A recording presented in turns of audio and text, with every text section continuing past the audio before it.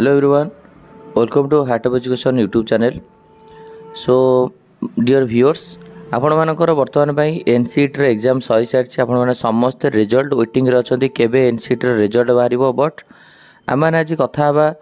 MPC Baripada Maharaja Purnachandra autonomous college Baripada Mayurbhanj तो one of the good college one of a best college I can say that because MPC बारिपदार demand बहुत अधिक थाए पिला माने सेठी अधिक प्रिफर करते एथि कारण सी एमती कॉलेज जो थी कि आपंकर BA BD मिलवा सहित आपन को BSc BD अपॉर्चुनिटी मिलूँ तो बर्तमान पे आम कथा इंटीग्रेटेड BD जदि आप MPC बारिपदार करने चाहते पाखे आपंकर एलिजिबिलिटी क्राइटेरिया कौन कौन कौन सीट्स रही केते सीट्स रही आर केमी एडमिशन प्रोसीजर हुए एवरीथिंग आम डिस्कसन करें। चलो प्रथम कथा आम सीट कथा टे कहीदे इंटीग्रेटेड BD जो 4 वर्ष प्रोग्राम आपंकर रोचे तो से आपंकर MPC बारिपदार कौन कौन सीट रोचे देखो BA BD आपंकर 50टा सीट रही BSc BD 50टा seat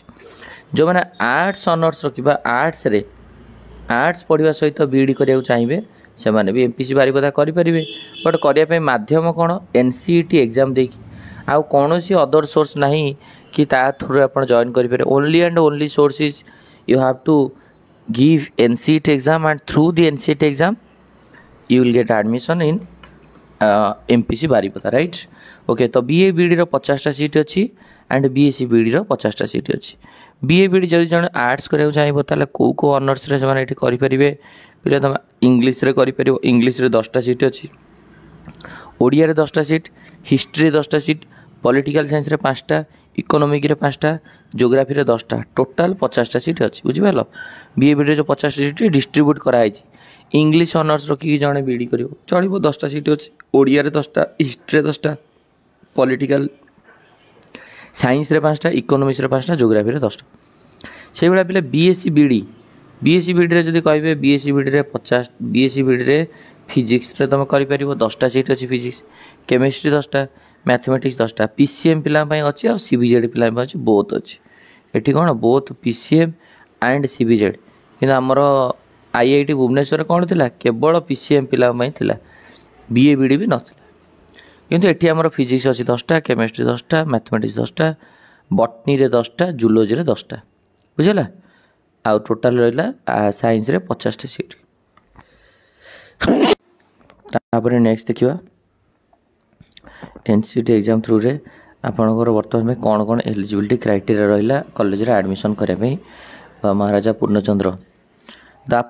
applicant must have +2 arts science और इक्विवेलेंट एग्जामिनेशन सिक्योरिंग एटलिस्ट 50% और तुमको +2 रे गोटे मिनिमम 50% रो 50% स्कोर थिबा दरकार you must have a minimum 50% इन +2 तापरे NCET एग्जाम देइथिबा दरकार एडमिशन करिया हेले देन आपनकर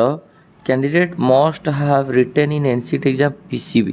जदि आप फिजिक्स केमिस्ट्री मैथ रे एडमिशन करा चाहते फिजिक्स रखिकी केमिस्ट्री रखी मैथ रखिकी NCET रे आपन डोमेन सब्जेक्ट रे फिजिक्स केमिस्ट्री मैथ देइथिबा दरकार आउ आपनकर +2 रे फिजिक्स केमिस्ट्री मैथ होची गोटे थिबा दरकार जदि आप PCM रे BSc BD करेंगे ताल आपनकर +2 रे भी फिजिक्स केमिस्ट्री मैथ थिबा निहाती दरकार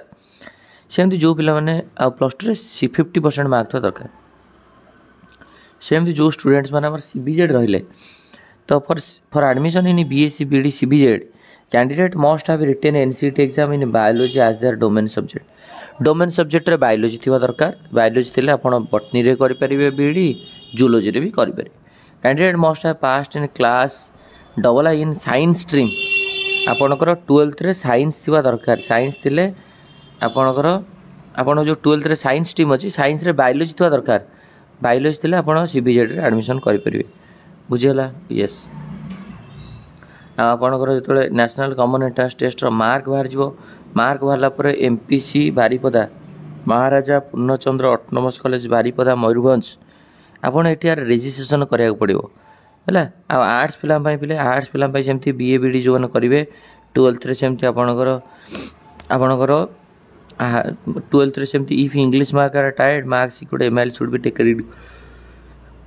आर्ट्स पिला सेम एलिजिबिलिटी क्राइटेरिया अच्छी 50% भाया स्कोर थी दरकार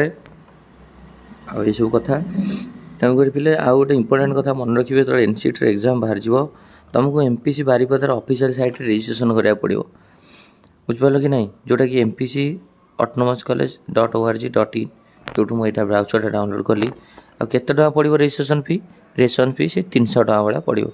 अधिका पड़ोनी कॉलेज मानक 200 300 400 ये पड़ो 300 टका भाया रजिस्ट्रेशन करी आमको कौन करा पड़ो ना एमपीसी बारिपदा रजिस्ट्रेशन करा पड़ो एमपीसी बारिपदार पिला आड्रेस होची MPC Baripada Maharaja Purnachandra autonomous college Takhatpur Baripada Mayurbhanj बुझेगा तो तार हूँ ओरिजिनल तो गोटे 300 टका देकरी आमको गोटे रजिस्ट्रेशन करा पड़ो रजिस्ट्रेशन कलापर इंस्टीट्यूट मार्क थ्रू रे एलिजिबिलिटी देखिए ने आठ पे कैटेगरी बेनिफिट भी रसी category 15% reservation ST 7.5 OBC 27 physical handicap 5% आपर candidate belong to economically weaker section EWS पे 10% भाया सीट रिजर्वेशन बुझेगा ओके आ कोर्स फी रहा आखर कोर्स फी कौन रही जगह कोर्स फी हूँ इंटीग्रेटेड बीए बीडी पे जेनराल पे जेनराल बॉयज मान 1549 टका 1549 टका मात्र 1549 टका बुझिपारे तो पैसा बहुत कम गर्ल्स मान 1429 एससी एसटी पे सब एससी एसटी पे 1419 अदर स्टेट अदर यूनिवर्सिटी आसिले 1609 टका गर्ल्स मान 1499 टका एसटी 1479 टका कि बीएससी बीडी 1612 1480 माने धरिक चलते आपंकर 1500 रू 1600 टका रही फी स्ट्रक्चर बुझे यहाँ 1500 रू 1600 टका आम देवा पड़े वर्ष को आपंकर बहुत कम पैसा ही खर्च हे